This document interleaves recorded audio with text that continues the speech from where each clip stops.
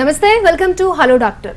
చర్మ వ్యాధుల లక్షణాలు ఏంటి, అసలు చర్మ వ్యాధులు రాకుండా ఎటువంటి ట్రీట్మెంట్స్ ఉంటాయి, మనం ఎటువంటి జాగ్రత్తలు తీసుకోవాలి, అలాగే మీకు ఎటువంటి చర్మ వ్యాధులకు సంబంధించి సందేహాలు ఉన్నా కింద స్క్రోల్ నెంబర్కి కాల్ చేయొచ్చు. అండ్ ఇవాళ ఇవన్నీ కూడా వివరించడానికి మనతో పాటు స్టూడియోలో ఉన్నారు హోమియో కేర్ ఇంటర్నేషనల్ నుంచి డాక్టర్ మానస. మరిన్ని వివరాలను అడిగి తెలుసుకుందాం. నమస్తే డాక్టర్. హలో అండి. నమస్తే. సో చాలా మంది చర్మ వ్యాధులు కూడా చాలా లైట్ తీసుకుంటారు, ఎందుకంటే అది అక్యూట్ నుంచి క్రానిక్ స్టేజ్ వెళ్ళే వరకు కూడా చాలా మంది దాన్ని గ్రహించరు. అవును. అసలు నార్మల్గా మన స్కిన్ చాలా హెల్తీగా మంచిగా ఉండాలంటే ఎటువంటి జాగ్రత్తలు తీసుకోవాలి? ఫస్ట్ గట్ హెల్త్ బాగుండాలండి. మనం తీసుకునే డైట్ స్కిన్ హెల్త్ని ఖచ్చితంగా రిఫ్లెక్ట్ చేస్తుంది. అంటే డైట్ కానివ్వండి, స్ట్రెస్ కానీ, డెఫిషియన్సీస్ కానీ, ఇవన్నీ కూడా స్కిన్ హెల్త్ని డిసైడ్ చేస్తాయి. సో హైడ్రేటెడ్గా ఉండడం అంటే వాటర్ ఇంటేక్ మంచిగా తీసుకోవడము, హెల్దీ ఫుడ్స్ తీసుకోవడము, ఎక్సెస్ షుగర్స్ అవాయిడ్ చేయడము, ఆయిల్స్ అవాయిడ్ చేయడము, అంటే కంప్లీట్గా మానేకపోయినా వీలైనంత వరకు తక్కువగా తీసుకున్నట్లయితే చాలా వరకు స్కిన్ హెల్త్ బెటర్ ఉంటుంది. అట్ ద సేమ్ టైం దీంతోపాటు డెఫిషియన్సీస్ని కవర్ చేసుకోవాల్సి ఉంటుంది. లైక్ ఎనీమిక్ కండిషన్స్ ఏమన్నా ఉన్నా స్కిన్ హెల్త్ డిస్టర్బ్ అవుతుంది, డి డెఫిషియన్సీస్ కానివ్వండి, ఇట్లాంటివి ఉన్నప్పుడు కూడా స్కిన్ హెల్త్ పాడయ్యే ఛాన్సెస్ ఎక్కువగా ఉంటాయి. సో జనరల్గా స్కిన్ హెల్త్ బాగుండాలి అంటే డైట్ అనేది మెయిన్ ఇంపార్టెంట్ రోల్ ప్లే చేస్తుంది. దాంతోపాటు ఇతర డిసీజెస్ మనం తీసుకునే మెడికేషన్స్ అవి కూడా ఇంపాక్ట్ చేస్తాయి. దాంతోపాటు హైజీన్ అనేది కూడా చాలా ఇంపార్టెంట్. సో కొన్ని రకాల ఫంగల్ ఇన్ఫెక్షన్స్ కానివ్వండి, లేకపోతే యాక్నే కానివ్వండి, ఇవన్నీ కూడా హైజీన్ రిలేటెడ్గా స్కిన్ ఎఫెక్ట్ చేస్తాయి. కాబట్టి హైజీన్ మెయింటైన్ చేసుకోవడం కూడా స్కిన్ హెల్త్కి మంచి రీజన్ అని చెప్పొచ్చు. సో వాటర్ మంచిగా తీసుకోవడము, డైట్ మంచిగా తీసుకోవడము, అండ్ హైజీన్ మెయింటైన్ చేసుకోవడం, ఇవి కనుక ఫాలో అయితే చాలా వరకు స్కిన్ కండిషన్స్, డిసీజెస్ రాకుండా అవాయిడ్ చేసుకోవచ్చు. సో ఇతర డిసీజెస్ ఏమన్నా ఉంటే వాటిని కంట్రోల్ మెయింటైన్ చేసుకున్నా కూడా స్కిన్ హెల్త్ బెటర్గా ఉంటుంది.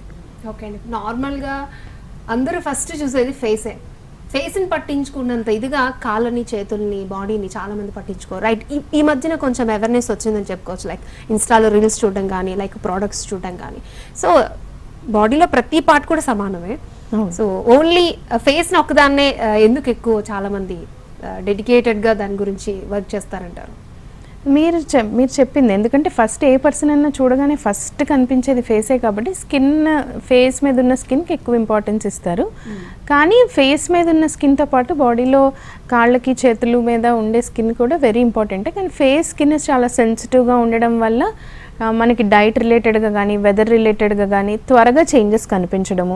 ఇప్పుడు చేతుల మీద కానివ్వండి, పాదాల మీద స్కిన్ కొంచెం థిక్గా ఉండడం వల్ల కొంచెం ఈ క్లైమేటిక్ చేంజెస్కి కానీ వీటికి ఎక్కువ ఎఫెక్ట్ అవ్వదు. కానీ ఫేస్ మీద ఉన్న స్కిన్ చాలా సెన్సిటివ్గా ఉండడం వల్ల ఎక్కువ డైట్ కానివ్వండి, క్లైమేటిక్ కండిషన్స్కి కానీ, స్ట్రెస్కి కానీ త్వరగా చేంజ్ అనేది చూస్తుంటాం. కాబట్టి కేర్ కూడా చాలామంది ఎక్కువ దానికే తీసుకుంటారు. కానీ ఓవరాల్ బాడీ మీద ఉన్న స్కిన్ డైట్ రిలేటెడ్గా అండ్ డిసీజెస్ రిలేటెడ్గా ఎఫెక్ట్ అయ్యే ఛాన్సెస్ అనేది కామన్గా ఉంటాయి. సో ఇంకా చెప్పాలంటే మిగిలిన వ్యాధులు అన్నీ కూడా ఫేస్ కంటే వేరే భాగాల మీద ఎక్కువగా వస్తుంటాయి. లైక్ సోరియాసిస్ కానివ్వండి, ఈ విటిలిగో కానివ్వండి, కూడా ఫేస్ కంటే కూడా మిగిలిన చర్మ భాగాల్లోనే ఎక్కువగా చూస్తూ ఉంటాము. సో యాక్నే కానీ, హైజీన్ సరిగ్గా మెయింటైన్ చేయకపోవడము, స్ట్రెస్ ఉండడము, అవి యూజువల్గా ఫేస్లో కొంచెం డల్నెస్, స్కిన్ డల్గా ఉండడము, యాక్నే, పింపుల్స్ రావడం కానీ, హైజీన్ మెయింటైన్ చేయకపోవడం, కొంచెం అన్ఈవెన్ స్కిన్ టోన్ కానీ, ఇవన్నీ యూజువల్గా కనిపిస్తూ ఉంటాయి. సో నార్మల్గా సోరియాసిస్ తీసుకుందాం డాక్టర్. సోరియాసిస్ ఏమో ఒకేసారి వచ్చేది, ఎక్కడో ఒక చిన్న స్పాట్ కానీ స్టార్ట్ అవుతుంది. సో మనం ప్రైమరీ స్టేజ్ అంటే గుర్తించినప్పుడు ఎటువంటి జాగ్రత్తలు తీసుకోవాలి, మనం స్టార్టింగ్లోనే దాన్ని కంట్రోల్ చేయొచ్చు అంటారా? సోరియాసిస్ అనేది ఎక్కువగా ఆటోఇమ్యూన్ డిసీజ్ అండి అది. సో ఎక్కువగా డైట్ రిలేటెడ్గా కంటే కూడా స్ట్రెస్ రిలేటెడ్గా ఎక్కువ సోరియాసిస్ ట్రిగర్ అయ్యే ఛాన్సెస్ ఎక్కువగా ఉంటాయి. సో ఒక chronic skin condition, inflammatory condition వచ్చి సోరియాసిస్ అంటాం, సోరియాసిస్ వల్గారిస్. సో ఇందులో ఏమవుతుందంటే సెల్ టర్న్ ఓవర్ పెరుగుతుంది. సో సెల్ టర్న్ ఓవర్ ఎందుకు పెరుగుతుంది అనేది మన ఇమ్యూనిటీ మన సెల్స్ని దాడి చేయడము, దానివల్ల మన స్కిన్ సెల్స్ అలా రియాక్ట్ అవుతాయి. సో ఇనీషియల్ స్టేజ్లో గుర్తించడం అంటే చాలామంది యూజువల్గా స్కాల్ప్లో ఉండే డాండ్రఫ్ని సోరియాసిస్ని కన్ఫ్యూజ్ అవుతూ ఉంటారు. సో డాండ్రఫ్ని నెగ్లెక్ట్ చేయడము, అది డాండ్రఫ్ అనుకుని నెగ్లెక్ట్ చేయడము, అది సోరియాసిస్ అవ్వడము, అది బాడీలో మిగిలిన ఇతర భాగాలకి అంటే కంటేజియస్ కాకపోయినా కూడా డిసీజ్ వచ్చే ప్లేసెస్ లైక్ ఎక్కువగా సోరియాసిస్ వచ్చేటప్పటికి స్కాల్ప్లో, మోచేతులు, మోకాళ్ళు, వీపు, లోవర్ బ్యాక్ కానివ్వండి, ఈ ప్లేసెస్లో ఎక్కువగా వస్తుంటుంది. కొంతమందికి ఓన్లీ అరిచేతుల్లో, పాదాల్లో కూడా వస్తుంటుంది. సో ఇనీషియల్గా వచ్చి కొంతమంది స్కాల్ప్లో ఉండే డాండ్రఫ్ని సోరియాసిస్ని కన్ఫ్యూజ్ అవ్వడం జరుగుతుంది. సో ఎక్కువ రోజుల నుంచి డాండ్రఫ్ ఉండడము లేదా స్కేలింగ్ అనేది చాలా థిక్గా రావడం, ఇచ్చింగ్ ఎక్కువగా ఉండడము, స్కాల్ప్ హెల్త్ అనేది స్కాల్ప్లో ప్యాచెస్గా మనకి స్కిన్ డిస్టర్బ్డ్గా కనిపించడం, ఇలాంటివి కనుక ఉన్నట్లయితే అది సోరియాసిస్ కిందే కన్సిడర్ చేయాలి. సో డాండ్రఫ్ అని నెగ్లెక్ట్ చేయకుండా అర్లీగా కనుక ఫస్ట్ కన్సల్ట్ అయితే డర్మటాలజిస్ట్ని కానీ లేకపోతే మన హోమియోపతి కన్సల్టెంట్స్ని కానీ కన్సల్ట్ అయితే అది ఎలాంటి స్కిన్ డిసీజెస్ అని చెప్పి దాన్ని బట్టి మనకి జాగ్రత్తలు తీసుకోవాల్సి ఉంటుంది. ఓకే అండి, ఫస్ట్ కాలర్ ఉన్నారు సార్, మాట్లాడదాం. సురేష్ గారు జగిత్యాల నుంచి. సురేష్ గారు మీ సమస్య ఏంటో చెప్పండి. మనతో పాటు డాక్టర్ మానస ఉన్నారు, మాట్లాడండి. Madam good afternoon madam. నమస్తే, చెప్పండి సురేష్ గారు. మేడం నాకు 1 year ఎగో నాకు ఫంగల్ ఇన్ఫెక్షన్ వచ్చి తగ్గిపోయింది మేడం. ఓకే. కాకపోతే దాని తర్వాత ఇప్పుడు 2 months నుంచి దద్దుర్లు వచ్చినప్పుడు కొంచెం దురద పెడుతుంది. 10 minutes తర్వాత దద్దుర్లు వెళ్ళిపోతున్నాయి మేడం, 10-15 minutes తర్వాత. ఓకే. కాకపోతే అవి ఎందుకు వస్తున్నాయో అర్థమైతలేదు మేడం. అవును, ఎన్నాళ్ళ నుంచి ఉంది సార్ ఇది? మాస్కిటో బైట్ టైపు దద్దుర్లు వస్తాయి మేడం. అవును, ఎన్నాళ్ళ నుంచి ఉంది? అది తగ్గిపోయి నాకు 4 months అవుతుంది మేడం. కాకపోతే 1 year సఫర్ అయినా నేను దాని గురించి. ఓకే సార్, డయాబెటీస్ కానీ ఇంకేమైనా ఇతర హెల్త్ ఇష్యూస్ ఉన్నాయా మీకు?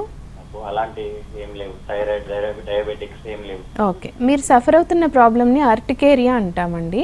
అంటే మీరు చెప్పినట్టు దోమ కుట్టినట్టు దద్దుర్లు రావడము, ఇచ్చింగ్ ఉండడము, దురద, మంట, వేడిగా అనిపించడము, మళ్ళీ వాటంతట అవే తగ్గడము. ఇది యూజువల్గా ఏంటంటే ఎలర్జిక్ రియాక్షన్ అనమాట. సో మన బాడీ ఇమ్యూనిటీ ఎప్పుడైతే దెబ్బతింటుందో, సో నార్మల్గా అందరికీ పడేవి కూడా మీకు మీ స్కిన్ అనేది ఎలర్జిక్గా రియాక్ట్ అవుతుంది. దాన్నే అర్టికేరియా అంటాము.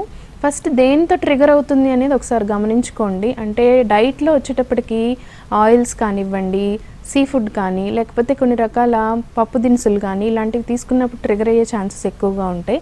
సో ఇవి ఒకసారి గమనించుకోండి. దీన్ని మనం డైట్ని కొంచెం కొన్ని ఎలర్జిక్ ఫుడ్స్ని అవాయిడ్ చేసుకుంటూ హోమియోపతి మెడికేషన్ వాడుకుంటే కంప్లీట్గా తగ్గుతుంది. సో ఇది మనకి బ్లడ్లో ఈ ఈఎస్ఆర్ కానివ్వండి, డబ్ల్యూబీసీ సెల్స్ కానీ, ఐజీఈ కానీ ఇవి టెస్ట్ చేయాల్సి ఉంటుంది సార్. ఒకసారి మీరు కన్సల్ట్ అవ్వండి దగ్గరలో ఉన్న మన క్లినిక్లో. మీరు చెప్పిన సిమ్టమ్స్ని బట్టి అవసరమైతే ఇన్వెస్టిగేషన్స్ చేయించి దాన్ని బట్టి ఎన్నాళ్ళు మెడికేషన్ వాడాలి అని చెప్తాము. ఓకే మనస గారు, ఇప్పుడు చాలా మందికి ఎగ్జిమాతో బాధపడుతూ ఉంటారు. అవును. అసలు ఎగ్జిమా అనేది ఎందుకు వస్తుంది, దాన్ని క్యూర్ చేయొచ్చు అంటారా? లక్షణాలు ఏ విధంగా ఉంటాయి? ఖచ్చితంగా క్యూర్ చేయొచ్చండి. సో ఎగ్జిమాని మనము డర్మటైటిస్ అంటాము. అంటే స్కిన్లో వచ్చే ఇన్ఫ్లమేటరీ కండిషన్ అది. సో ఈ డర్మటైటిస్ అనేది చాలా రకాల రీజన్స్ వల్ల రావచ్చు. ఒకటి కాంటాక్ట్ డర్మటైటిస్, అంటే ఏదైనా కెమికల్ తగలడం కానివ్వండి, లేకపోతే కొన్ని రకాల మెటల్స్ పడకపోవడం కానీ, లేకపోతే డిటర్జెంట్స్ కానివ్వండి, ఇలాంటి వాటికి కంటిన్యూస్గా ఎక్స్పోజ్ అయినప్పుడు స్కిన్ అలా ఇన్ఫ్లమేటరీ కండిషన్లోకి వెళ్తుంది, అలా రియాక్ట్ అవుతుంది ఇన్ఫ్లమేషన్తో. సో దాన్ని మనం డర్మటైటిస్ ఆర్ ఎగ్జిమా అంటాము. సో ఈ డర్మటైటిస్ అనేది ఫస్ట్ కాంటాక్ట్ వల్ల ఉండొచ్చు. ఇంకొకటి ఎటోపిక్ డర్మటైటిస్, దీన్ని ఎగ్జిమా అంటాము. స్కిన్ మీద ఎక్కడైనా రావచ్చు, అంటే చర్మం మడతల్లో ఎల్బోస్లో కానివ్వండి, వేళ్ల మధ్యన కానివ్వండి, లేదా కాలి భాగంలో కానీ రావడానికి చాలా రీజన్స్ ఉంటాయి. లేదా డయాబెటీస్ అన్కంట్రోలబుల్గా ఉన్న వారికోజ్ వెయిన్స్తో సఫర్ అయ్యే వాళ్ళల్లో కానీ, లేదా చిన్నపిల్లల్లో allergic conditions like asthma, allergic rhinitis ఇలాంటి హెల్త్ ఇష్యూస్ ఉండి వాటికి మెడికేషన్స్ వాడిన తర్వాత కూడా కొంతమందిలో ఎగ్జిమా అనేది చూస్తాము. సో హోమియోపతి మెడికేషన్తో కంప్లీట్గా క్యూర్ చేసుకునే one of the skin disease eczema dermatitis. దీన్ని కంప్లీట్గా మనం హోమియోపతి మెడికేషన్స్తో క్లియర్ చేసుకోవచ్చు. కానీ అండర్లయింగ్ రీజన్ తెలుసుకోవాల్సి ఉంటుంది. సో దాన్ని బట్టి మనకి మెడికేషన్ ఎంతకాలం వాడాలి, ఎలా వాడాలి అనేది పర్సన్ టు పర్సన్ డిఫర్ అయి ఉంటుంది. సో తలలో వచ్చే డాండ్రఫ్ని కూడా మనం సెబోరిక్ డర్మటైటిస్ అంటాము. ఇది కూడా one of the skin condition, inflammatory కండిషనే. సో హైజీన్ మెయింటైన్ చేయకపోవడం వల్ల కొంచెం డాండ్రఫ్ రావడం అవన్నీ కామనే. అలా కాకుండా ఎంత హైజీన్ మెయింటైన్ చేసినా, కేర్ తీసుకున్నా కూడా స్కాల్ప్లో డాండ్రఫ్ అనేది పెరుగుతుంది అంటే తప్పనిసరిగా మెడికల్ సపోర్ట్ అనేది అవసరం. ఓకే, నార్మల్గా ఎంగేజ్ 14-15 వాళ్ళకి మన ఫేస్లో పింపుల్స్ అనేవి బాగా చూస్తూ ఉంటాం. సో ఏజ్ ప్రకారం పింపుల్స్ వస్తాయంటారా? అసలు పింపుల్స్ రావడానికి మెయిన్ రీజన్, అవి ఎందుకు వస్తాయో తెలియక చాలామంది జుట్టు పిక్కుంటూ ఉంటారు. సో ఏం చెప్తారు?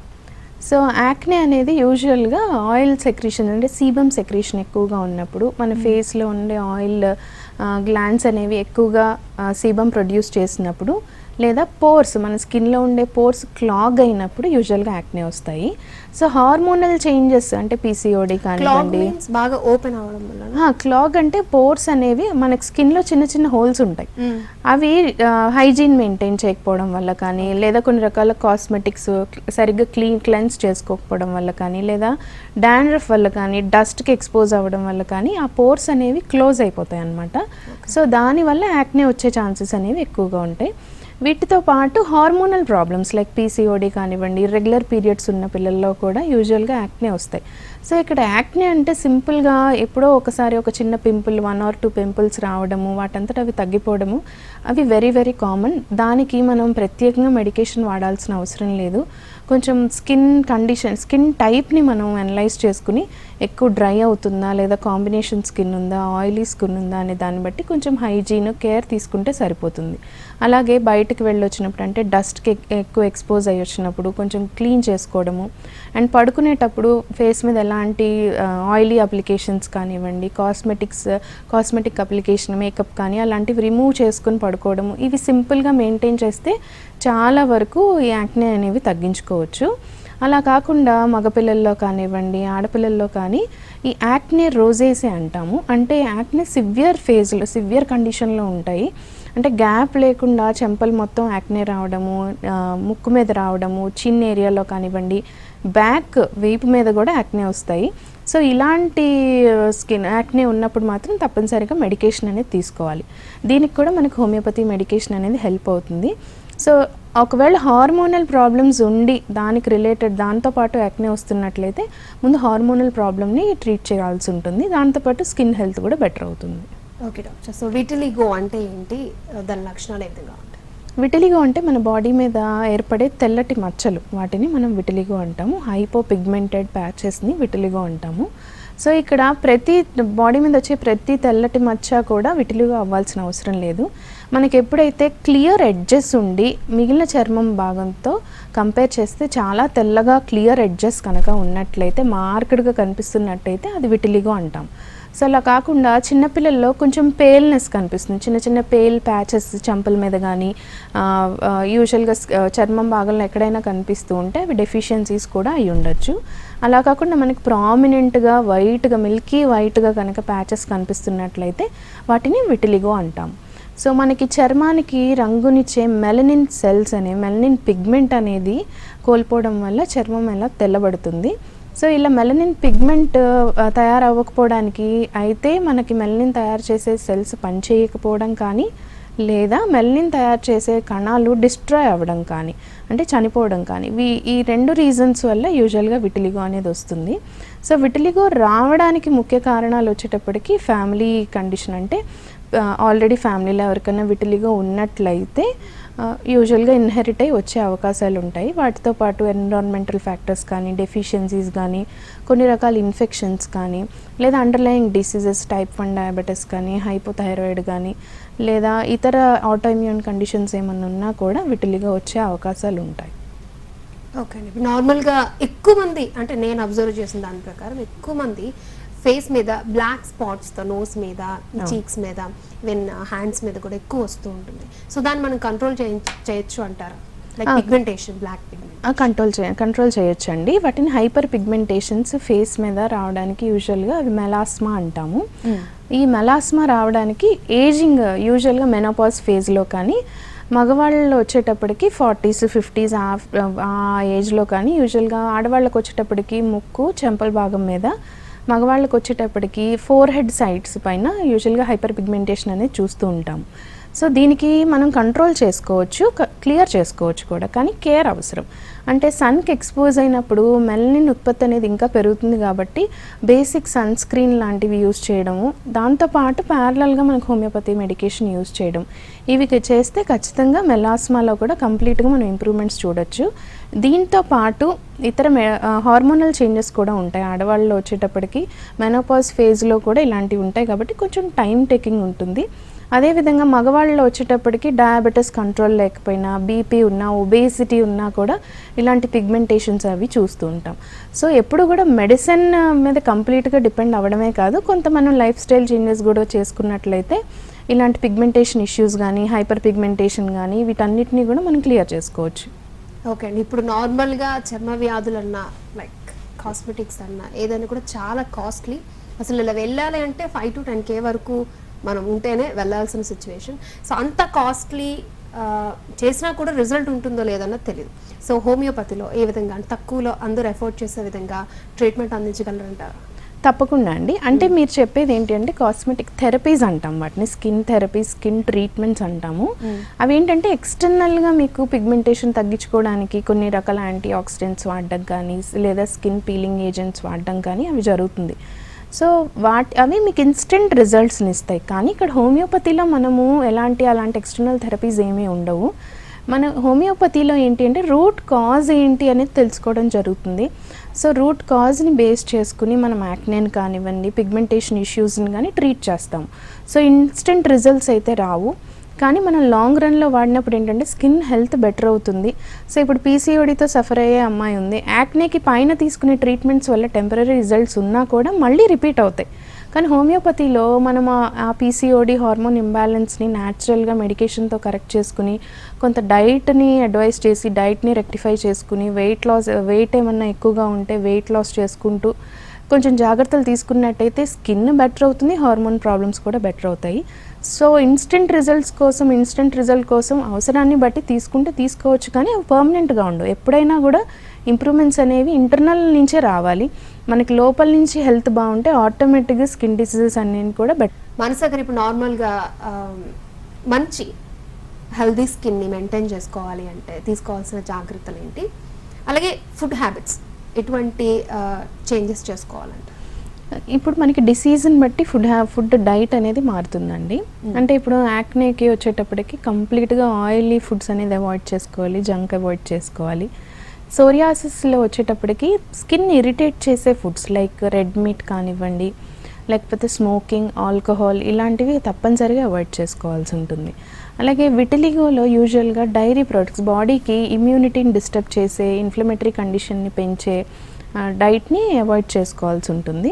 అదేవిధంగా మనం డైట్లో ఇంక్లూడ్ చేసుకోవాల్సినవి వచ్చేటప్పటికి anti oxidant rich foods include చేసుకోవాలి. అంటే హెల్దీ ఫ్రూట్స్, సీజనల్ ఫ్రూట్స్ కానీ వెజిటేబుల్స్ ఎక్కువ తీసుకోవడము, దాంతోపాటు విటమిన్ డి కనుక తక్కువ ఉన్నట్లయితే దానికి తగినట్టు సప్లిమెంట్ తీసుకోవడము, ఎనీమిక్గా ఉన్నట్లయితే దానికి తగినట్టు ఐరన్ రిలేటెడ్ డైట్ తీసుకోవడం అనేది కంపల్సరీ ఫాలో అవ్వాలి. సో ఎప్పుడైనా కూడా స్కిన్ కండిషన్ హెల్దీగా ఉండాలి అంటే డైట్లో మనకి ఎక్సెస్ షుగర్స్ కానివ్వండి, ఆయిలీ ఫుడ్స్ని కానీ అవాయిడ్ చేసుకుంటూ బ్యాలెన్స్డ్ డైట్ ఫాలో అవుతూ, ఒకవేళ ఒబేస్ కనుక ఉన్నట్లయితే వెయిట్ని తగ్గించుకునే ప్రయత్నాలు చేస్తే కొంతవరకు పిగ్మెంటేషన్ ఇష్యూస్ అంటే నెక్ దగ్గర పిగ్మెంటేషన్ కానీ, అండర్ ఆర్మ్స్ దగ్గర పిగ్మెంటేషన్ కానీ, ఇవన్నీ కూడా వెయిట్ ఎక్కువగా ఒబేస్ ఉన్న వాళ్ళలో ఎక్కువగా చూస్తూ ఉంటాము. ఇన్సులిన్ రెసిస్టెన్స్ కూడా దానికి అదొక ఇండికేషన్. సో ఇలా కొంచెం ఎక్సర్సైజ్ చేసుకుంటూ డైట్ని ఫాలో అయితే కొన్ని రకాల స్కిన్ డిసీజెస్ రాకుండా జాగ్రత్త తీసుకోవచ్చు. అట్ ద సేమ్ టైం వచ్చినా కూడా కంట్రోల్ ఉంటాయి విగ్రస్గా. అంటే సడన్గా ఇవి స్ప్రెడ్ అయిపోయి బాడీ అంతా స్ప్రెడ్ అయ్యి ఇబ్బంది పడే కన్నా కూడా కొంత డైట్ని, లైఫ్ స్టైల్ని చేంజ్ చేసుకుంటే మేనేజ్ చేసుకోవడానికి అవుతుంది. ఓకే, మనం సోరియాసిస్ని నెగ్లెక్ట్ చేస్తే తర్వాత వచ్చే కాంప్లికేషన్స్ ఏ విధంగా ఉంటాయి? సోరియాసిస్ అనేది యూజువల్గా ఆటోఇమ్యూన్ డిసీజ్ అండి. కానీ అది ఫస్ట్ సోరియాసిస్ ఎఫెక్ట్ అనేది స్కిన్ మీద ఉంటుంది. చర్మం మీద థిక్ ప్యాచెస్ రావడము, రెడ్నెస్ ఉండడము, స్కేలింగ్ ఉండడము, ఇచ్చింగ్ ఉండడం ఇవన్నీ చూస్తుంటాం. సోరియాసిస్ ఎక్కువ రోజుల నుంచి బాధపడుతున్నట్లయితే సోరియాసిస్ ఎఫెక్ట్ అనేది తర్వాత జాయింట్స్ మీద ఉంటుంది. దాన్ని సోరియాటిక్ ఆర్థరైటిస్ అంటాము. ఇది కూడా ఒక ఆటోఇమ్యూన్ ఇన్ఫ్లమేటరీ ఆర్థరైటిసే. దీంట్లో స్మాల్ జాయింట్స్ ఎఫెక్ట్ అవ్వడం, అంటే చేతి వేళ్ళు కానివ్వండి, మణికట్టు కానివ్వండి, ఈ జాయింట్స్ ఎఫెక్ట్ అవ్వడము, వాపు రావడము, డిఫార్మిటీస్ అంటే వంకర్లు పోవడము, ఇవి చూస్తూ ఉంటాం. ఈ వెరీ రేర్గా సోరియాసిస్ అనేది ఎక్కువ రోజుల నుంచి ఉన్నట్లయితే బ్లడ్లో కొలెస్ట్రాల్ లెవెల్స్, లిపిడ్ ప్రొఫైల్లో మనం చేయించుకున్నట్లయితే ట్రైగ్లిజరైడ్స్ పెరగడం లేదా కొలెస్ట్రాల్ కొంచెం మనకి బార్డర్ లైన్ కానీ ఎక్కువగా కనిపిస్తూ ఉంటుంది. సో సోరియాసిస్ ఎక్కువ రోజుల నుంచి బాధపడుతున్న వాళ్ళు తప్పనిసరిగా హైపర్ టెన్షన్ కానీ లేదంటే కార్డియాక్ ఇష్యూస్ కానీ వచ్చే అవకాశాలు ఉన్నాయి. కానీ అది ఎక్కువ రోజుల నుంచి ఉండి నెగ్లెక్ట్ చేసినప్పుడు జరుగుతుంది. మనం ప్రాపర్గా దానికి డైట్ తీసుకుంటూ కొంత ప్రాపర్ మెడికేషన్ వాడుకుంటున్నట్లయితే అంతవరకు వెళ్లకుండా మనం జాగ్రత్త తీసుకోవచ్చు. అండ్ హోమియోపతి మెడికేషన్తో అవి రాకుండా కూడా అవాయిడ్ చేసుకోవచ్చు. ఆర్థరైటిస్ని తగ్గించుకోవచ్చు, సోరియాటిక్ ఆర్థరైటిస్ని అండ్ సోరియాటిక్ ప్యాచెస్ని కూడా, సోరియాసిస్ని కూడా మనము కంప్లీట్గా మేనేజ్ చేసుకుంటూ క్యూర్ చేసుకునే అవకాశం ఉంటుంది. ఓకే, సో మీ దగ్గర ఎటువంటి చికిత్సా విధానాలు అందుబాటులో ఉన్నాయంటారు? మనకి హోమియో కేర్ ఇంటర్నేషనల్లో వచ్చేటప్పటికి క్లాసిక్ పద్ధతిలో కాన్స్టిట్యూషనల్ ట్రీట్మెంట్స్ అనేవి ఇవ్వడం జరుగుతుంది. అంటే ఇక్కడ కాన్స్టిట్యూషనల్ ట్రీట్మెంట్ అంటే ఇప్పుడు విటిలిగో కానివ్వండి, సోరియాసిస్ కానీ, ఇవన్నీ ఆటోఇమ్యూన్ కండిషన్స్. అలాగే ఎగ్జిమా కానివ్వండి, ఇన్ఫ్లమేటరీ కండిషన్, లేకపోతే ఇతర ఏ డిసీజెస్ అయినా కూడా ఏ ఇద్దరిలో కూడా సేమ్గా ఉండదు. అంటే రావడం కానీ, స్ప్రెడ్ అవ్వడం కానీ, ఉన్న ప్యాచెస్ కానీ, వాళ్ళకి అండర్లైన్ డిసీజెస్ కానీ, లేకపోతే వాళ్ళ మానసిక స్థితి కానీ, ఇవన్నిటిని మనం కన్సిడర్ చేసి ఆ పర్సన్ని ఇండివిజువలైజ్ చేసి మెడిసిన్ ఇవ్వడం జరుగుతుంది. దాన్నే హోమియోపతిలో కాన్స్టిట్యూషనల్ పద్ధతి అంటాము. సో అలా మెడికేషన్ని మనం హోమియో కేర్ ఇంటర్నేషనల్లో ఇవ్వడం జరుగుతుంది. సో ఇలా కాన్స్టిట్యూషనల్ విధానంలో హోమియోపతి మెడికేషన్ ఇవ్వడం వల్ల ఏంటి అంటే మనకి ఫస్ట్ డిసీజ్ స్ప్రెడ్ అనేది ఆగుతుంది. At the same time symptoms అనేవి బెటర్ అవుతాయి. అంటే ఇచ్చింగ్ కానివ్వండి, రెడ్నెస్ కానీ, సోరియాసిస్లో ఉండే ప్యాచెస్ కానీ, లేదా విటిలిగోలో స్ప్రెడ్ అవుతున్న తెల్ల మచ్చలు కానీ అవన్నీ కంట్రోల్కి వస్తాయి. అట్ ద సేమ్ టైం కానీ ఇది auto immune condition, chronic diseases కాబట్టి వీటికి కొంత టైం అయితే తీసుకుంటుంది. ఇవి కంప్లీట్గా క్యూర్ చేసుకోవచ్చు. వీటితో పాటు అండర్లైన్ డిసీజెస్ ఏమన్నా ఉన్నట్లయితే వాటిని కూడా మనం హోమియోపతి మెడికేషన్తో కంప్లీట్గా క్యూర్ చేసుకోవచ్చు. Depending upon person age, severity, ఎంత సివియర్గా స్కిన్ ఎఫెక్ట్ అయింది అనే దాన్ని బట్టి మనకి డ్యూరేషన్ అనేది డిపెండ్ అయి ఉంటుంది. సో ఇంతకుముందు మీరు చెప్పడం జరిగింది అండర్లైన్ డిసీజెస్ అని చెప్పి స్కిన్కి, అంటే ఏంటి డాక్టర్? అంటే ఇప్పుడు విటిలిగో ప్యాచ్తో వచ్చారు మన దగ్గరికి ఒక పర్సన్. అంటే ఎక్కడో ఒక చోట బాడీలో తెల్ల మచ్చలు స్టార్ట్ అయినాయి. ఆ తెల్ల మచ్చలు స్ప్రెడ్ అవ్వడం కానీ, రీసెంట్గా జరగడం, లేదా ఫ్యామిలీలో ఎవరికీ లేదు, సో రీసెంట్గా వచ్చిన వెంటనే స్ప్రెడ్ అవ్వడం జరుగుతుంది. సో ఇక్కడ మనము ఎందుకు స్ప్రెడ్ అవుతుంది, అసలు ఈ పర్సన్కి ఫ్యామిలీలో లేకపోయినా కూడా ఎందుకు డిసీజ్ స్టార్ట్ అయింది అనేది ఫస్ట్ అనలైజ్ చేసుకోవాలి. సో అలాగే సోరియాసిస్ కానివ్వండి, ఇవి ఏంటి అంటే ఇక ఆల్రెడీ ఏమైనా డిసీజెస్ ఉండి లైక్ హైపోథైరాయిడ్ కంట్రోల్ లేకపోవడం, లేదా అసలు థైరాయిడ్ ఉందన్న విషయం కూడా వాళ్ళకి తెలియకపోవడము, దానివల్ల ఒబేసిటీ ఉండడము, లేదా విటిలిగో రావడము, ఇవన్నీ కూడా చాలామంది తెలియకుండా డైరెక్ట్గా స్కిన్ మీద అంటే కనిపిస్తుంది కాబట్టి డైరెక్ట్గా వాటికే కన్సల్ట్ అవుతారు. సో ముందు మనం ఎనలైజ్ చేసుకోవాలి దేనివల్ల వస్తుంది, వీళ్ళకి అండర్లైన్ డిసీజెస్ ఏమైనా ఉన్నాయా. సో అలా ఎనలైజ్ చేసుకుని కనుక మనం ట్రీట్మెంట్ చేస్తే ఆ స్కిన్ డిసీజెస్ తగ్గడమే కాదు, అండర్లైన్ డిసీజెస్ ఏవైతే ఉన్నాయో లైక్ హైపోథైరాయిడ్ కానీ, టైప్ 1 డయాబెటీస్ కానీ, లేకపోతే డయాబెటీస్ టైప్ 2 డయాబెటీస్ అన్కంట్రోలబుల్గా ఉండడం కానీ, ఇవన్నీ మనం ఐడెంటిఫై చేసుకోగలిగితే దానికి మెడికేషన్స్ కూడా మనం ప్యారలల్గా పెట్టుకుని కంట్రోల్ చేసుకుంటే సోరియాసిస్ కానివ్వండి, విటిలిగో కానీ, ఎగ్జిమా కానీ, ఇవన్నీ కూడా క్లియర్ అవ్వడానికి అవకాశాలు ఉంటాయి. అంటే వారికోజ్ వెయిన్స్ ఉన్న వాళ్ళల్లో కూడా యూజువల్గా స్కిన్ కండిషన్స్ అనేవి ఎక్కువ డిస్టర్బ్డ్గా, అంటే హైపర్ పిగ్మెంటేషన్ ఉండడము, నల్లటి ప్యాచెస్ రావడం, స్కిన్ పల్చబడిపోవడం, ఇచ్చింగ్ ఉండడం, ఇవన్నీ ఉంటాయి. సో ఫస్ట్ వారికోజ్ వెయిన్స్కి ట్రీట్మెంట్ తీసుకుంటేనే ఇది తగ్గుతుంది. సో మనం దేనివల్ల డిసీజ్ స్కిన్ హెల్త్ డిస్టర్బ్ అయింది అనేది తెలుసుకుంటే ట్రీట్మెంట్ చేయడం ఈజీ అవుతుంది. ఓకే అండి, ఇప్పుడు చాలామంది హెయిర్కి వేసుకునే డైస్ కారణంగా కూడా స్కిన్ బ్లాక్ అయిపోవడం, మొహమంతా స్ప్రెడ్ అయిపోవడం, బాడీ కలర్ ఫేస్ కలర్లో ఉండడం చూస్తున్నాం. సో ఆ డైస్కి ఈ స్కిన్కి పడకపోవడాన్ని ఏ విధంగా చూడాలి, అలా ఎందుకు జరుగుతుంది? ఎలర్జిక్ రియాక్షన్ అండి అది. ఇప్పుడు ఒక డై మన స్కిన్ని కలర్ చేస్తుంది అంటే ఖచ్చితంగా మెటీరియల్ని మన స్కిన్ అబ్జార్బ్ చేస్తుంది అని అర్థం. మనం నోట్లోకి ఎలా అయితే ఓరల్గా తీసుకుంటామో స్కిన్ కూడా అలాగే అబ్జార్బ్ చేసుకుంటుంది ప్రతి కెమికల్ని కానీ, డైని కానీ, దేన్నైనా కూడా. సో కొంతమందికి ఏంటంటే వెంటనే ఎలర్జిక్ రియాక్షన్స్ వచ్చేస్తాయి, కానీ కొంతమందికి ఏంటంటే వెంటనే కనిపించకపోయినా ప్యాసివ్గా, అంటే స్లోగా వాళ్ళు మంత్స్ కొద్దీ, ఇయర్స్ కొద్దీ వాటికి ఎక్స్పోజర్ అయిన తర్వాత ఆ తర్వాత బాడీ రియాక్ట్ అవ్వడం చూపిస్తుంది.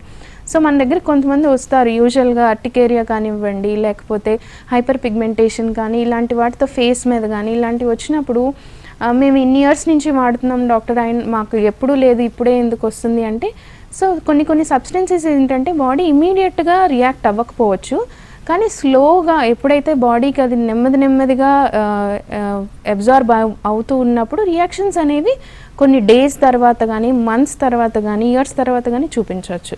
సో ఇవన్నీ కెమికల్సే. సో డైయింగ్ అనేది జరుగుతుంది అంటే స్కిన్ అబ్జార్బ్ చేసుకుంటుంది, హెయిర్ కింద ఉన్న స్కాల్ప్ కూడా స్కిన్నే సో అబ్జార్బ్ చేసుకుని యూజువల్గా మన బ్యాలెన్స్ స్కిన్ హెల్త్ని డిస్టర్బ్ చేయడము లేదా ఇతర డిసీజెస్ రావడము అనేది జరుగుతుంది. సో ఒకసారి ఏమి ఇబ్బంది లేదు అంతా బాగుంది అనుకుంటే కంటిన్యూ చేసుకోవచ్చు. ఇలాంటి డిస్టర్బెన్సెస్ ఉన్నాయి అంటే యూజువల్గా అవాయిడ్ చేసుకుని సేఫర్ ఆల్టర్నేటివ్స్కి వెళ్ళడం బెటర్. ఓకే అండి. సో అలాంటి కండిషన్ ఉన్న వాళ్ళకి కూడా మనం బాగు చేయొచ్చు అంటారా? లైక్ ఆ ఫేస్ అంతా కలర్ మారిపోతుంది, హైపర్ పిగ్మెంటేషన్ డబుల్ ట్రిపుల్ అయిపోతుంటుంది. సో తప్పనిసరిగా ఇంప్రూవ్ చేయొచ్చండి. కానీ అది చెప్తున్నాను కదా, దేని వల్ల ట్రిగర్ అవుతుంది అనేది దాన్ని రిమూవ్ చేయకుండా ఓన్లీ మెడిసిన్తో లేదా ఎక్స్టర్నల్ స్కిన్ థెరపీ ట్రీట్మెంట్స్తో ఇంప్రూవ్ చేసుకోవడం కాకుండా ముందు ఫైండ్ అవుట్ చేసుకోవాలి. ఏమన్నా ఎలర్జిక్ రియాక్షన్స్ ఏమన్నా ఉన్నాయా అవి ఫైండ్ అవుట్ చేసుకుని దాని ప్రకారం మనం వెళ్తే ఇంప్రూవ్మెంట్స్ అనేవి ఖచ్చితంగా చూడొచ్చు. ఓకే, థ్యాంక్ యూ మానస గారు, చాలా విషయాలు చెప్పారు. చాలా మంది కాల్స్కి చక్కటి సలహాలు సూచనలు అందించినందుకు థ్యాంక్ యూ అండి. రైట్, చూసారు కదా, ఇది ఈనాటి మన హలో డాక్టర్.